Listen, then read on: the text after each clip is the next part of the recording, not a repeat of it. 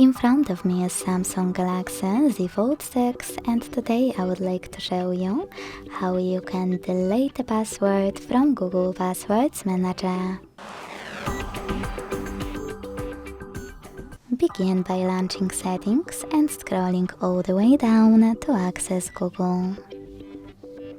Then All Services, Autofill, Autofill with Google, and finally Google Password Manager. Now tap on any password that you wish to delete. Enter your current login method and hit delete twice.